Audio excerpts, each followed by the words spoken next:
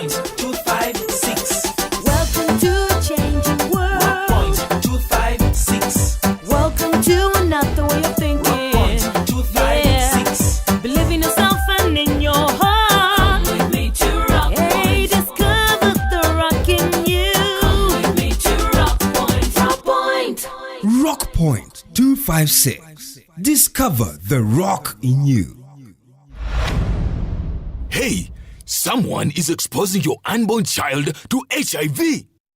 Someone is possibly going to pass the virus on to your baby. This is someone you know. Someone close to your unborn child and closer to you. This person could be you. If you are not tested for HIV, you are putting your unborn child at risk. The moment you get pregnant, go together as a couple for HIV testing and ARV treatment if positive. Attend antenatal care and plan to give birth in a health facility to guarantee that your child is born HIV negative and lives the good life. This message is brought to you by Ministry of Health with support from USAID. A good life starts with good health. Rock Point 256. Our treasured listeners, isn't it lovely that we have another opportunity to listen to Rock Point 256? Well, today we shall be listening to episode 376 of this very hilarious drama, and we are hoping that you will enjoy it. But let us first have a recap of episode 375 before we thoroughly immerse ourselves into today's menu.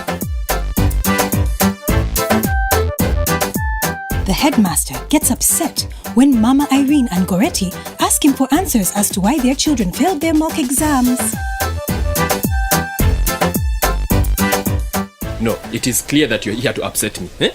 Just get out of my office. Headmaster, we are only concerned that it's a few weeks to the final exams and these children are clearly going to fail. Honestly, you two have eaten into my time. I would have finished this report by now. Are you saying that parents' concerns are a waste of your precious time, Headmaster? I am only saying that if I gave 3 hours to listen to every parent in this school, I will spend the whole term just listening to parents. Deo finds Peace digging and wants her to go home immediately to prepare for a visitor. Peace wants to finish her work fast. Deo is not amused. So you think I came all this way just to watch you dig? Then get straight to the point, Deo, instead of wasting my time. You know I dislike the way you talk to me, Peace. Don't you have any respect for your husband in your system? If I had a real husband, then I wouldn't have been miles away from my home slaving for his children. Now leave me alone. Don't touch your radio. Here's where 376 begins.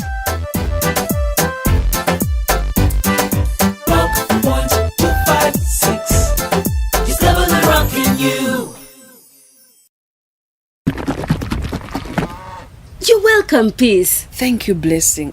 I can see you're already busy making ghee. Yes.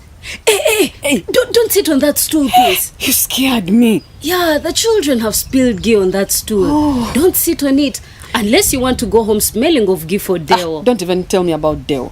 What is it? I don't know. What is wrong with that man? It's impossible trying to live with him. Talk to me. Please sit on that mat. It's clean. I'm really sorry, Blessing. It's Deo who's making me run mad. You don't have to apologize, Peace. Oh, Joy! Please check whether the calf still has water to drink. Will Joy be going for the district drama competitions? Of course she will be going. Because she was chosen among the best performers. Isn't Damalie going too? My friend, that's why I'm here. Deo has refused. What? Deo will not allow Damalie to perform the district drama competitions. Really? Why would he do that? He says that he doesn't want our daughter strutting on stage. Strutting? What does that even mean? This is an opportunity for the children, and Damalie was the best performer. I know. Deo is out of his mind. Now you understand why I'm distraught? Deo has decided that Damalie will have the same kind of dead-end life I have. Surely not, Peace. He was probably in a bad mood. He will reconsider. You don't know Deo. He wants to pull Damalie out of school. No? What is going on with him? Blessing, Deo wants to marry off Damalie. What? That's unbelievable. He has got it into his head, Blessing. Damalie's just a girl, for goodness' sake. A very rich family has approached Deo to take Damalie as a bride. But Damalie is doing wonders in school. Deo has got to be joking. He's not blessing. He's dead serious. That is crazy, Pete. Don't even consider it. Just when Damalie is doing so well in school? No. You just have to stop Deo right now. I think it's a crazy idea also, blessing. But how? How do I stop Deo? How?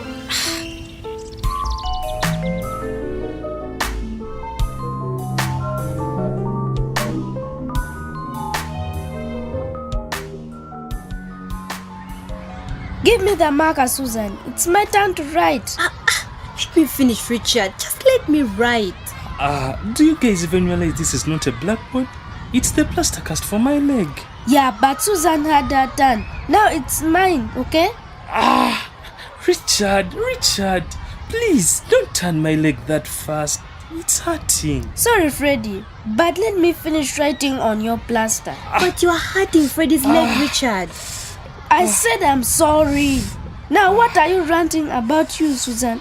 You had your turn. Yes, but I didn't sign my name. Well, you had your turn, Susan. Now it's my turn. Guys, hurry up. How long does it take for you to sign my plaster cast? I wrote my things quickly. It's just that Richard is so slow. No, I'm not. It's just that Susan thinks she can write an essay on your plaster, Freddie. Do you guys even realize that under this plaster is my broken leg? And every time you pull this way and that way, it hurts. But do you have any idea on how it hurts? Sorry, Freddie. Be gentle or I'll stop you from writing on it. Well, let me write a math equation. The dumbest guy in math writing an equation on my leg? No. You'll see it. It's going to be brilliant. That's not brilliant. Oh my gosh. You're going to get Freddie in trouble, Richard. No, I'm not. What the heck are you writing, Richard? Hey, this is a good one. He's going to get in trouble, Freddie. No, come on, Richard. You're supposed to write something good. Let me hope it's not rude. It's not rude. It is, Freddie. Don't listen to Richard. Oh my gosh. I hope your mother won't kill you. Come on, guys. Enough is enough. Shh. The headmaster is coming. I told you, Richard. I told you. You. What is going on? What is all this noise about? What are you all doing? Freddie, what are you doing lying on the ground? I fell over, sir. I can see that Richard was writing on your plaster cast. What is this? I was helping Freddie, sir, after he fell. Get going, Richard. Go. And the rest of you, Susan and all of you, get to class. Hurry up. Now, you, Freddie, get up, boy. And I want an explanation from you in my office immediately.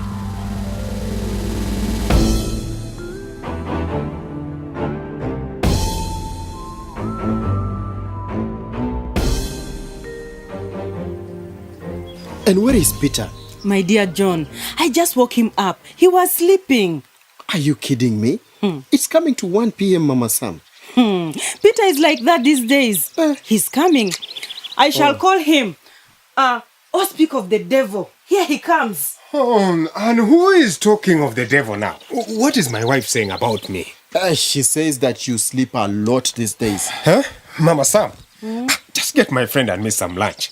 I'm organizing. Lazy bones. Anyway, my friend. Yes. I have news that will cheer you up. I have found someone who wants to invest in our business. Who now?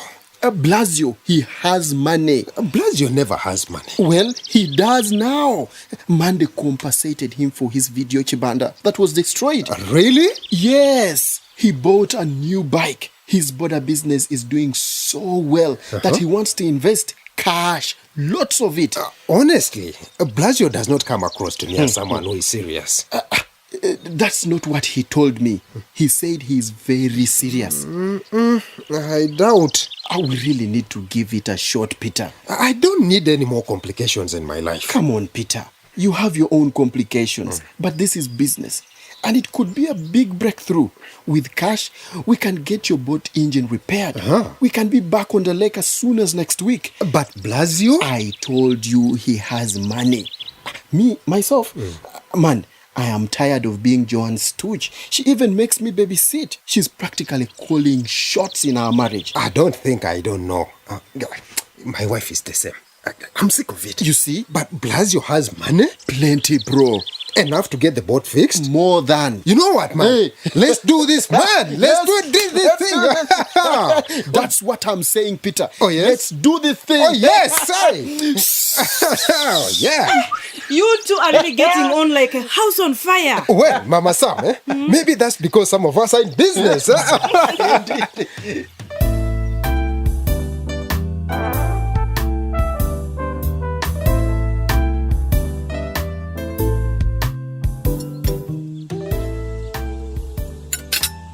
Mommy, please pass me the sugar. Here, my dear. Thanks. Hey, Tom. Not so much sugar in your tea. Too much sugar is not good for you. Dad, I like it like that, though. 1 spoon is enough. Daddy, I was going to add just half a spoon more. It's good for my energy. Since when was it good for you? Since I decided to become a farmer. A farmer? Yes. You've never shown any interest in farming. You did show me around the farm the other day. And since then, I've been thinking about the farm and farming and me being a farmer. I thought you were interested in doing radio at your father's studio. I'm interested in everything. Besides, it's not as if I haven't grown things before. Didn't I grow my tomatoes behind the house the other time? But that was a long time ago. And I was the one who weeded your 2-meter garden. But it was an experience. And now that I've grown into a man, I reckon I turn this farm into a proper farm, where things actually grow. What is stopping you from starting, Tom? Nothing. In fact, I've identified that land by the river as a great place to start. Which land? Where Jackson is. Bit tricky that... What is tricky? Jackson shouldn't even be there. We should get rid of him. Easier said than done, Tom. You've been saying that for years, but you've never moved him off. I know, Tom. I did try. Not very hard, Dad. Jackson just thinks he owns the place, when actually him and his chinuero stand right in the way of the most fertile soil on this farm. It's true, Tom, but the guy has settled. So what? He's on our land, period. Tom, Jackson's family is there. His business is there. And he's an illegal business making waraji. What could be so difficult about removing him? Just look at the mess he has made. He's an environmental disaster. Look, I see where you're coming from, Tom. Yeah, I'm coming from the family that owns the land that Jackson is on. Daddy, you're just letting that man have his own way without doing anything about it. Tom. It's time he left. He must be made to leave. Force is not the way to go, Tom. It has come to that because Daddy has been handling this guy softly for years and years. If it were up to me, I would have kicked Jackson out long ago.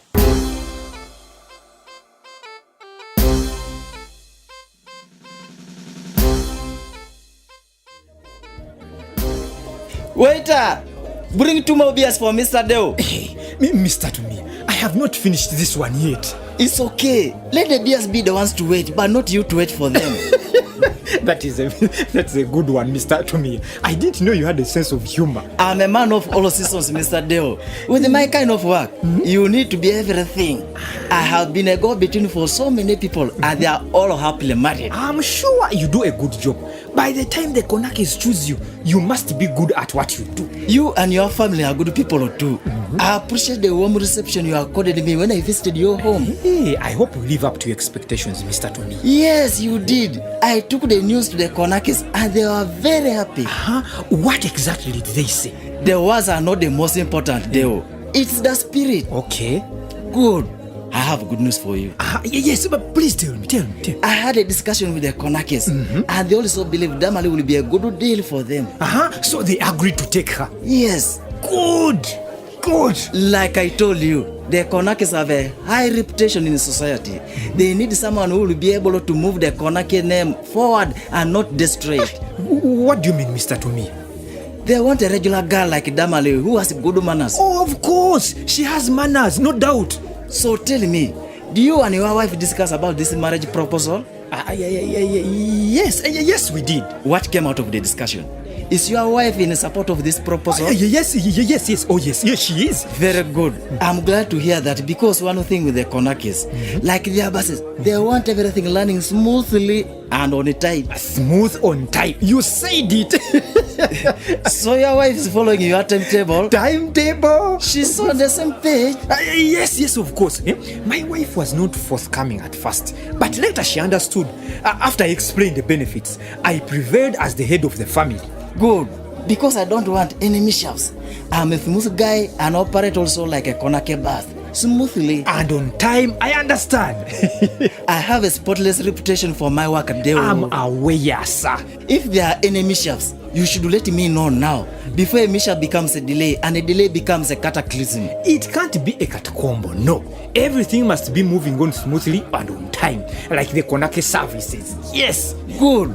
Another thing, the Konakes are inviting you and your wife to Matare. Are you sure?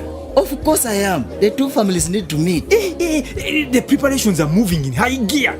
Yes, they should. Do you have any problem with that, Deo? No, not at all. Not at all. Good then. We have a deal. Let's toast to that. Good. To the bus services, Konako businesses. Sure, very good. There will not be a catacombo, I promise.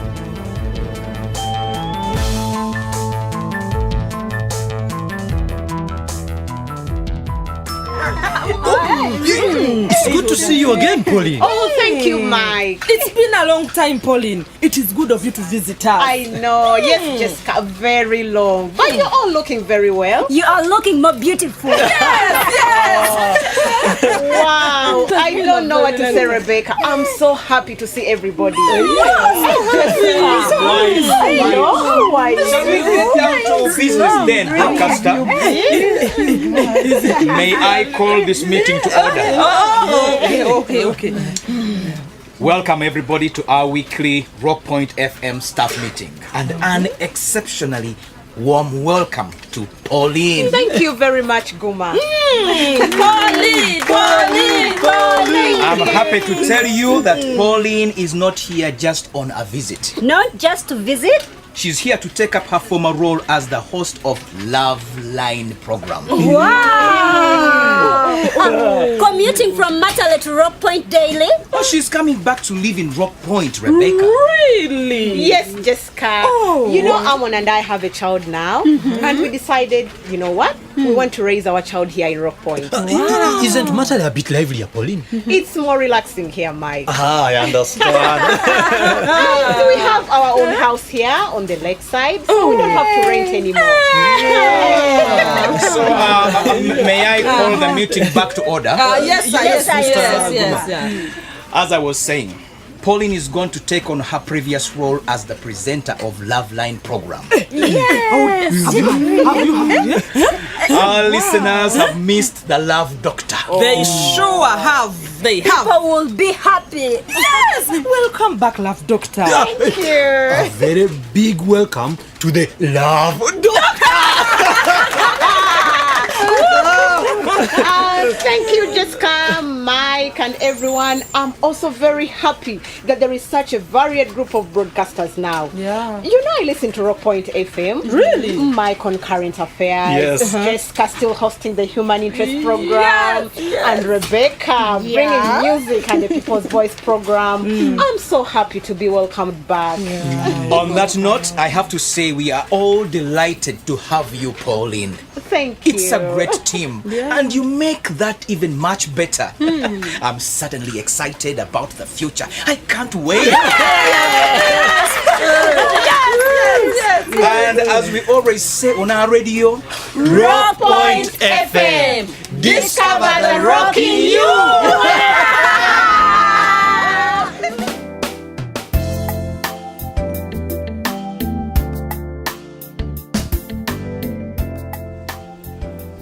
Freddie, you have just come back to school and you're already causing noise and disturbance. Mr. Headmaster, it wasn't me making noise. Don't even try to defend yourself. I caught you myself.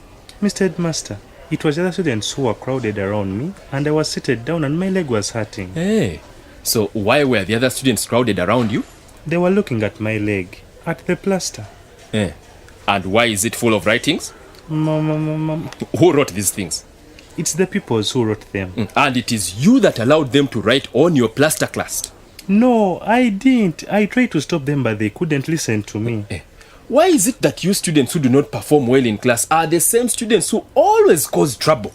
I didn't cause trouble, sir. Now, look at your plaster. They have written all over it. Sir. And I wonder what exactly they have been writing on it. Well, you should find out. Read it. Read. I can't read this writing, sir. I said read it. Never forget pretty Patricia. Can you imagine? Now, who was that? Instead of writing sensible things, one writes such. Who wrote it? I don't know.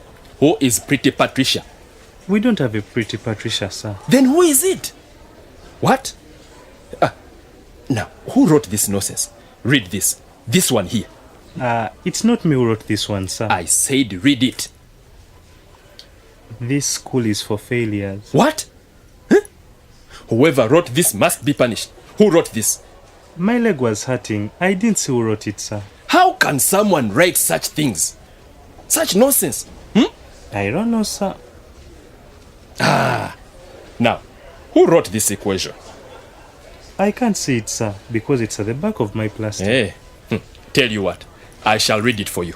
HM equals idiot times 2. What does that mean? It's not me who wrote it, sir. But you know what it means. What does it mean? It means headmaster equals idiot times 2. I see. Twice an idiot, eh? Well, we shall see who the real fools and idiots are. Because of you, Freddie, you and your gang of vandals are in for it. You are going to pay for this mischief 10 times.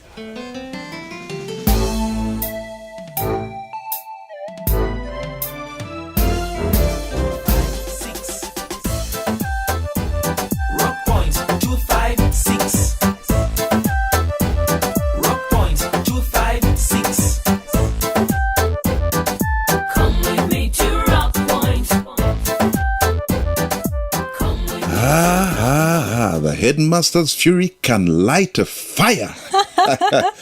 But those children, how could they have written that about the headmaster? Children are children, my friend. Sometimes they can get so naughty.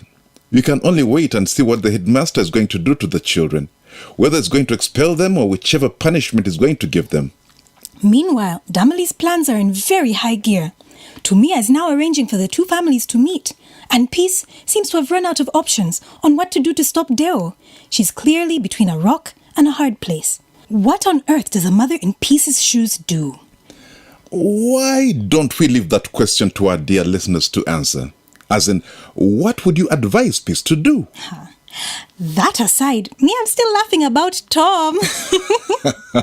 Dude wants to do everything. I know. He's working at the radio station, and now he wants to go into farming. Guma must be happy about Tom's ambition. But who wouldn't be happy about such a son anyway? A son who is humble enough to clean flowers at the radio station. A son who is now thinking of getting into serious agriculture. How about Blasio's money? Doesn't it excite you? I'm telling you, Blasio is extra lucky. I really envy him. He bought a nice bike and remained with more money to invest. How many youths can boast of such achievement? Don't you think that they would have blown the money on booze and women already? I know what you're saying. Youths have a tendency to be loose with money. However, I'm impressed with Blasio. I think the youths that blow their money like that are those who have not worked for it. Remember, Blasio did not get this money on a silver plate. First, this money was compensation. Blasio is a hard-working young man who had a video hall which was illegally demolished by Monday. But he did not just sit and cry about his predicament. He harassed Monday until he managed to squeeze this compensation money out of him. And as you can see, he bought a bike, which is making more money for him, and he is investing. Isn't that like the best lesson youths could learn from this episode? That you shouldn't just sit by and wail for lack of opportunities, but that you should do whatever you can to earn a living. Yeah. About Damalie's issue, one of our ardent listeners, Richard Opige from Gulu, is here, giving his opinion. He says, the marrying off of young girls is very bad because it leads to early pregnancy, which in turn leads to difficulty in childbirth. Because these girls are not mature enough physically, they end up dying while giving birth or having premature babies. If Damalie was in my area, I would try to talk to Deo and explain to him the dangers of the decision he's taking. Ha! But which Deo would listen to a mediator like Opige? Do you really think Deo would change his mind? Honestly, I highly doubt that. Deo is a different man altogether. In fact, I would want to think that iron instead of blood flows through his veins. Deo is an iron man. He wouldn't listen to the Opiges of this world. Well, Opige went on to say that if Deo would not listen to him, then I would take matters further. I know that these parents are usually looking for financial gain, but I would take the case to the authorities, like the LCs and the police. Well, thank you, Opige. To the rest of you, keep writing to us. Why don't you say it right, my friend? How? Wama, the truth is, we'd really love to hear from you. So share with us your opinions and suggestions on what you think about the drama. Feel free to send us a letter. The address is Communication for Development Foundation, Uganda, CDFU, at PO Box 8734, Kampala. Or send us an SMS on telephone number 0776 256 256. Or you can drop your letter at this radio station. Yeah. Thank you for tuning in today. Let us all continue listening to Rock Point 256. And if you have questions or need counseling or information concerning youth participation in politics, community involvement in the education, early marriage, inheritance, HIV, abstinence, family planning, pregnancy, male circumcision, alcohol abuse, violence, or any other health issues, please call our toll-free hotline on telephone number 0800 200 600 or visit a health facility, local leader, or school near you. And if you missed any part or episode of Rockpoint 256, please visit our YouTube page and type in Rockpoint 256. You will also be able to listen to all the episodes. Please note that the episodes on YouTube are in English. Don't forget to leave a comment for us because it's your comments that make Rockpoint 256 what it is. Yeah. If you're listening and haven't joined our Facebook or Twitter pages, visit us and like the page. It means a lot to us if you leave a comment or a message. Alternatively, you can send us an email at rockpoint@cdfug.co.ug. Remember to tune in next week, same station, same time, for another exciting episode of Rockpoint 256. Rockpoint 256 is brought to you by Communication for Development Foundation Uganda, CDFU, with support from the Democratic Governance Facility. New Heights is the other organization that makes Rockpoint 256 happen, but with clearance from Uganda AIDS Commission and funding from United States Agency for International Development, USAID. Please clap for them and also clap for Twaweza Uganda. It takes one person to make change happen. Change ni mimi, ni wewe, ni sisi. And this means change is me, it's you, it's us. Uganda has the youngest population in the world, with 77% of Uganda's population being under the age of 30. This should then ensure you, the youth, are involved in every part of society. That is one way you can hold your local leaders accountable. Do you know the government programs for your area? Has your LC3 told you about them? Do you know that your area member of parliament is supposed to follow up on the implementation of these government programs? Do you know that your area member of parliament is supposed to work with the LC leaders to review the government program as provided by Section 10 of the Local Government Act? Listen to Rockpoint 256 and learn more about what the Constitution says about this. Rockpoint 256. Discover the rock in you. Rockpoint 256.